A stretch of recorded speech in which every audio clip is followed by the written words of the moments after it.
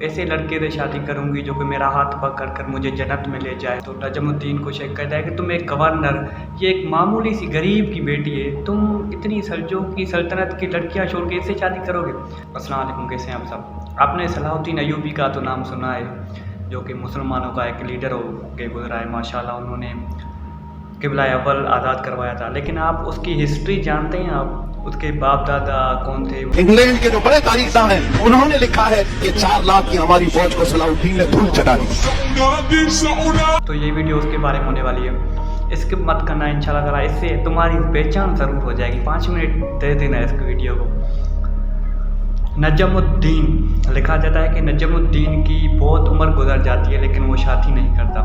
तो एक दिन असदुद्दीन, जो कि उसका भाई होता है, उसको टेंशन होने लगती है कि भाई आप शादी क्यों नहीं कर रहे। तो वो कहता है कि सल्जों की रियासत से आपकी मैं किसी से शादी करवाऊँ। तो वो कहता है कि उनमें से मेरे लिए कोई लायक नहीं। तो असदुद्दीन कहते हैं कि ऐसी कौन सी बात है, फिर तुम्हारे लायक कौन है। वो कहता है मैं ऐसी लड़की से शादी करूँगा जो मेरा हाथ थाम कर मुझे जन्नत में ले जाए, और उससे एक ऐसा बेटा पैदा हो जिसकी वो ऐसी तरबियत करे जो आगे चलकर मुसलमानों का क़िबला अव्वल आज़ाद करवाए, जो कि उस वक्त सलीबियों के हाथ में था, मस्जिद अक्सा।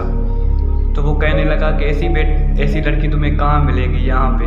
तो वो नाराज़ होकर चला जाता है। तो नजमुद्दीन कहता है कि अगर नियत में खुलूस हो तो अल्लाह पाक मिलवा ही देता है। एक दिन नजमुद्दीन शेख के साथ मस्जिद में बैठा हुआ था कि वहाँ पे मस्जिद में एक लड़की आती है बाहिजाब, और शेख को आवाज़ देती है, और वो शेख नजमुद्दीन से कहता है कि 2 मिनट मुझे इजाज़त दे, जो कि वहाँ के उस वक्त का गवर्नर था नजमुद्दीन। तो वो उस लड़की से बात करता है, लेकिन नजमुद्दीन ये बातें सारी सुनता है। और शेख उस लड़की से कहता है कि बेटी मैंने तुम्हारे पास एक रिश्ता भेजा था, वो तुमने क्यों ठुकरा दिया। वो लड़की कहती है कि शेख साहब मुफ्ती, वो लड़का था तो खूबसूरत, माशाल्लाह रुतबे में भी अच्छा था, लेकिन वो मेरे लायक नहीं था। तो वो शेख कहता है कि फिर तुम क्या चाहती हो। तो वो लड़की कहती है कि शेख साहब मैं ऐसे लड़के से शादी करूंगी जो कि मेरा हाथ पकड़ कर मुझे जन्नत में ले जाए, और उससे मेरे यहाँ एक ऐसा बेटा पैदा हो जो कि एक मुसलमानों का क़िबला अव्वल आज़ाद करवाए। तो ये नजमुद्दीन सुनकर हैरान रह जाता है, क्योंकि लड़की की भी सोच वही थी जो कि उसकी सोच थी। फिर जब वो लड़की चली जाती है तो नजमुद्दीन उस शेख से कहता है कि इस लड़की से मेरी शादी करवाओ। तो नजमुद्दीन को शेख कहता है कि तुम एक गवर्नर, ये एक मामूली सी गरीब की बेटी है, तुम इतनी सल्जों की सल्तनत की लड़कियां छोड़ के इससे शादी करोगे। तो नजमुद्दीन कहता है कि बस मेरी इससे शादी करवा दो। तो उस लड़की से नजमुद्दीन की शादी हो जाती है। फिर दुनिया देखती है कि उसके यहाँ एक सलाहुद्दीन अय्यूबी बेटा पैदा होता है, जो कि आगे चलकर, जो कि उनके ख्वाब थे, जो कि उनकी नीयत थी, आगे चल के मुसलमानों का क़िबला अव्वल आज़ाद करवाता है। ये थी सलाहुद्दीन अय्यूबी की कहानी। ये थे सलाहुद्दीन अय्यूबी के बाप माँ, जिनकी नीयत, जिनके खुलूस ऐसे थे।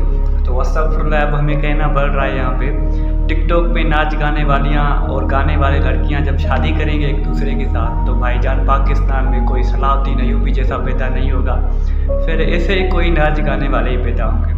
सलाहुद्दीन अय्यूबी को पैदा करने के लिए सदियाँ बीत जाती है। अल्लाह पाक अपने हबीब के सदक़े हमें इन लोगों जैसे खुलूस दिल अता करे, और जो अल्लाह पाक के प्यारे बंदे हैं उनमें शामिल अदा करे। अल्लाह पाक हमें हिदायत अता करे। अपना ढेर सारा ख्याल रखिएगा। जज़ाकल्लाह।